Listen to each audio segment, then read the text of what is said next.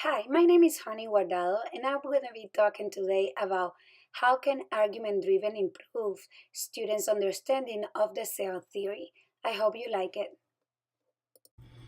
The purpose of my research was to recognize some of the misconceptions that my eighth grade honor students that are taking biology right now have on the cell theory subject, and also not so much of a cell theory, also but the identification of the cells under a microscope.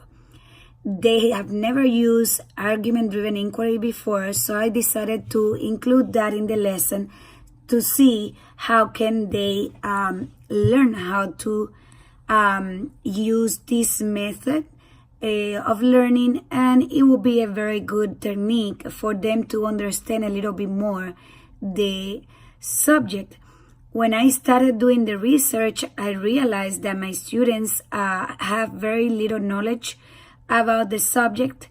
Also, their knowledge on the use of the microscope was extremely weak.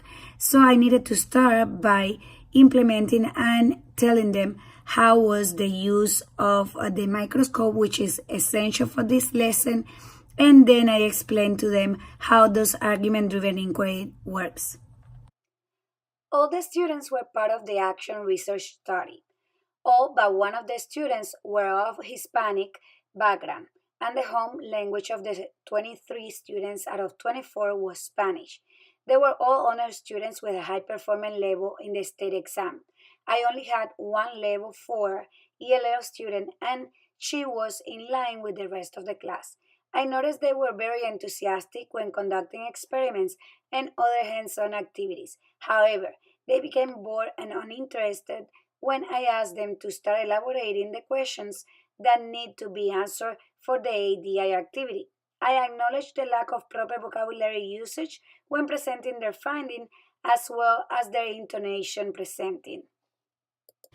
In my lead review and theoretical background, I explained that science is in general, has been a topic for a lot of students' misconceptions.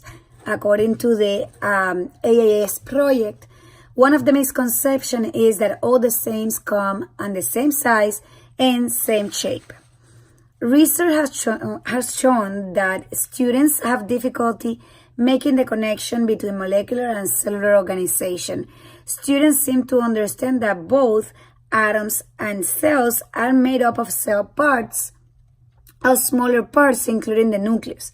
However, they struggle to conceptualize the foundational principles that the cell have different shapes and size. Since the students enter a classroom with very different knowledge and prior experience, many of them have misconceptions about the ways in which the cell theory works. Misconceptions are perceptions that students have about everything that surrounds them. These misconceptions can be subject to change or modify when students encounter adequate evidence of changing their minds.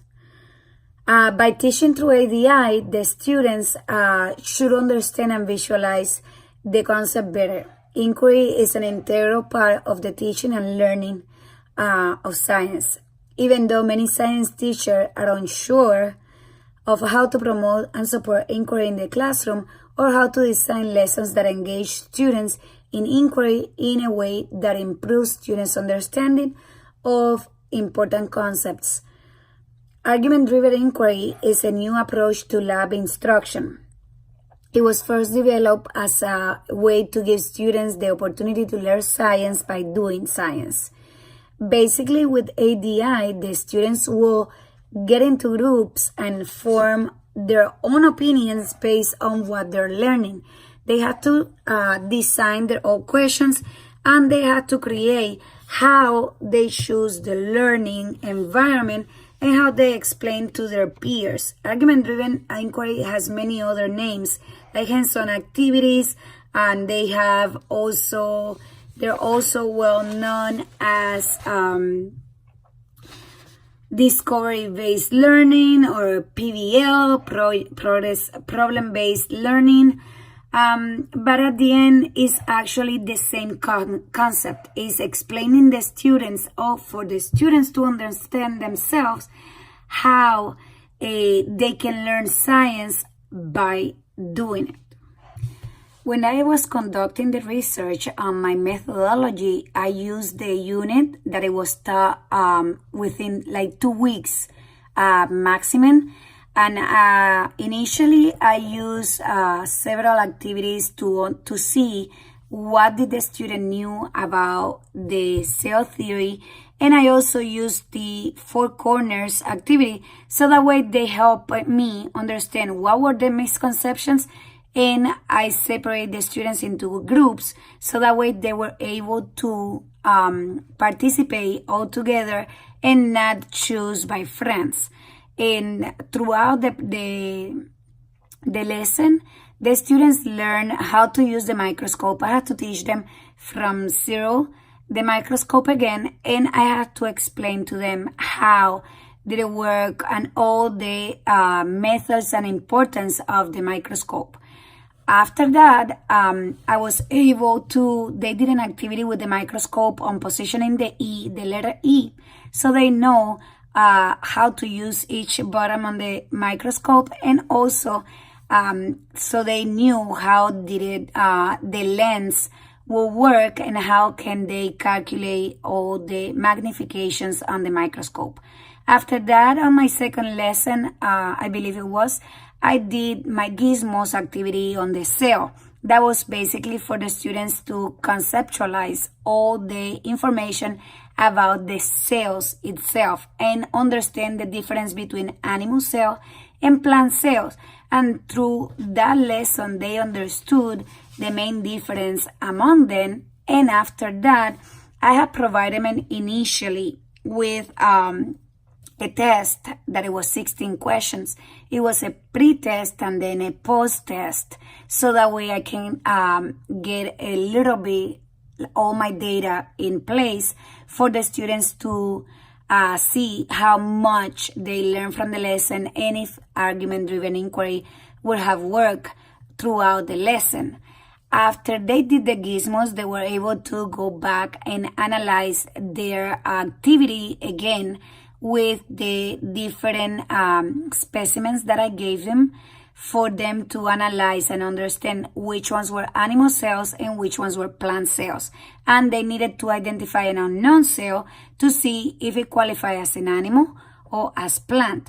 The students, I really have to emphasize about the lack of vocabulary and lack of conducting an argument-driven inquiry. Of course, was the first time that they did it, but they don't know how to communicate with their peers. They all thought that it was very much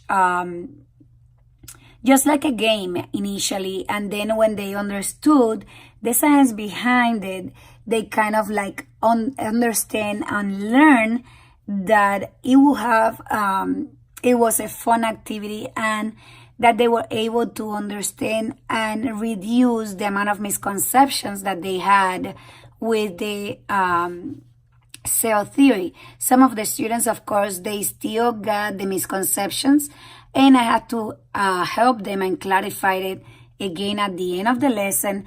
But I will explain throughout my data how was that the system work with the argument-driven inquiry lesson.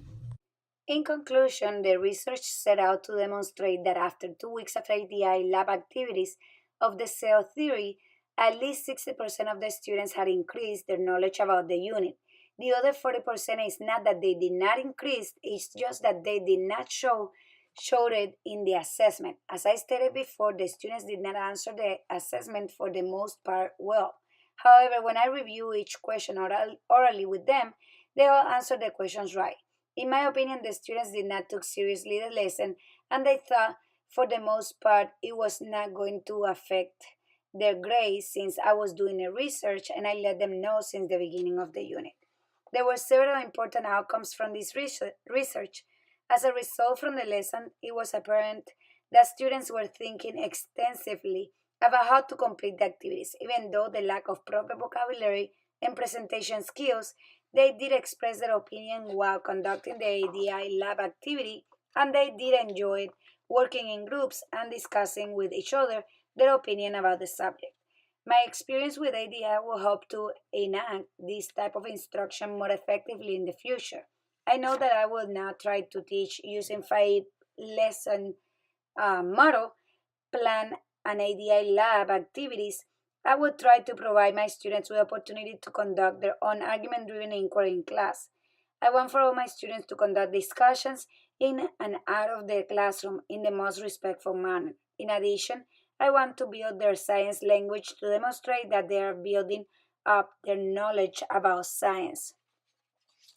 How can argument improve students' understanding of the cell theory as a result of my action research? I also learned many different things about classroom management while conducting the ADI lab activities. This has to be a long, hard road, but I feel that it has been worthwhile adventure.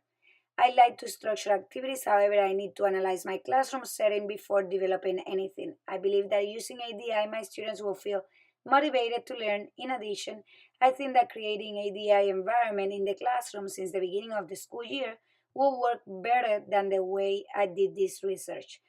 Furthermore, this action research have prepared me to continue researching new teaching methods to apply in my classroom and help my students succeed.